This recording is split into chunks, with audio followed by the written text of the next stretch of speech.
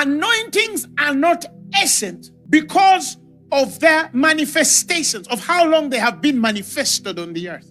Anointings are ancient or are defined in their ancient form when a man is able to go back in this realm that is unseen to really see which came before. Because the order of the spirit realm is different from the order of the physical realm. Praise the Lord Jesus. Before Adam was, he was. Before Jeremiah was, he was.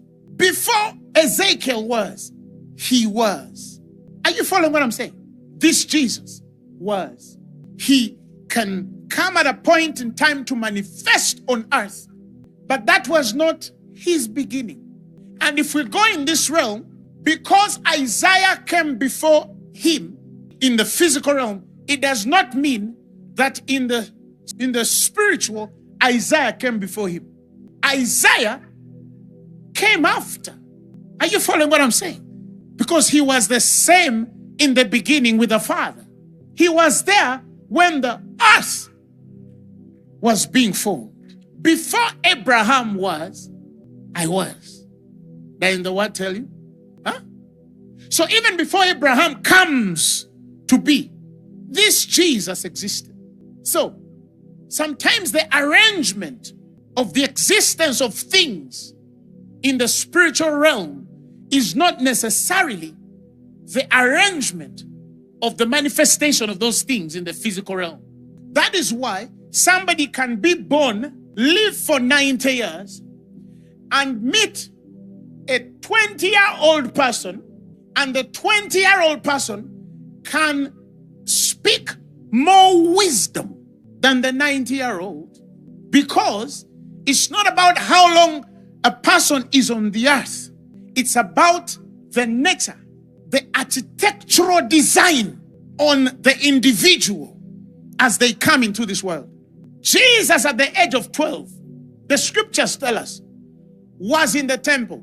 He met men which had studied the law, Judaism, very powerful, wise Pharisees. The scriptures tell us he was sitting in the midst of doctors. Read the Amplified Version. It came to pass after 3 days, Luke 2:46, Amplified. After 3 days, they found him and came upon him in the court of the temple, sitting among teachers, listening to them, asking them questions. Verses 47. And all who heard him were astonished and overwhelmed with bewildered wonder at his intelligence and understanding and his replies. So remember, he was among them. Let's go back. Among the teachers, KJV calls them doctors, listening and asking questions. So they would speak and then, so what causes this? Why does this happen? Now, how do you go there in your mind? Why would this happen? And why does God say this? Why does the prophet Isaiah say this? This is a 12-year-old.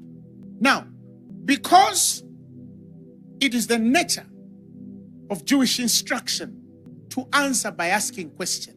It's nature, by the way.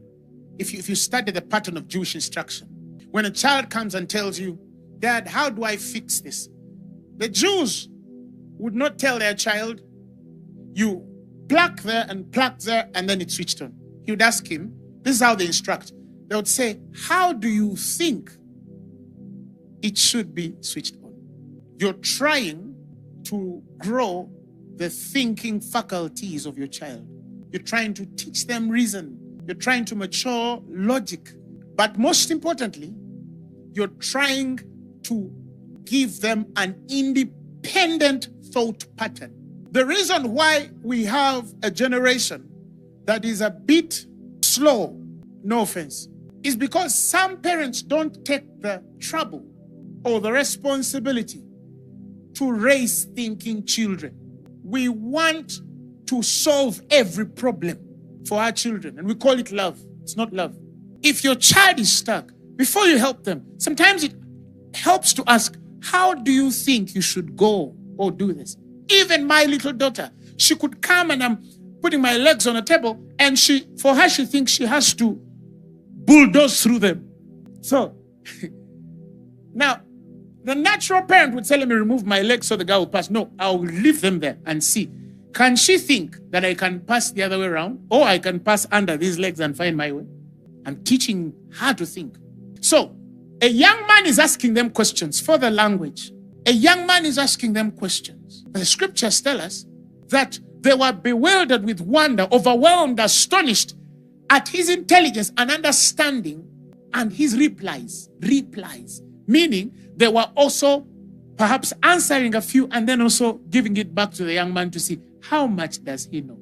Now, by the time a 12-year-old boy astonishes a doctor, it's more than genes. He must have an understanding of a language that easily astonishes the men of this world. Are you following what I'm saying? So, this world has a language, and it's from where everything is created. That's why if you understand this, you will create so much. Now, somebody would say, how are you able to do this in 10 years? You know why they ask that question? Because they would think somebody to do this should not be doing it in 10 years. It has to either take 30 years or generations of one person who took over the father's ministry, and then they continue to do that. Because in this world, you'll struggle to create a language to explain this. Because every time you stand in the world of the spirit, you redeem earthly time. You redeem earthly time. Remember, one day is as 1,000 days. Now, if by the grace of God, you can crack the code to plug into this realm and be surely functional, even for what God would call a minute in this realm, you would redeem 1,000 minutes in this world. You get it? That is as of whether you're talking of career, ministry, and every other thing that touches your purpose or function on the earth. If you are able to redeem an hour in this realm, it becomes how many hours in the physical realm? 1,000 hours are redeemed. Praise the Lord Jesus. If you are able to connect or participate by reason of wisdom and revelation, 30 minutes in this world, spiritual, they are as 30,000 minutes in the present world. Am I communicating?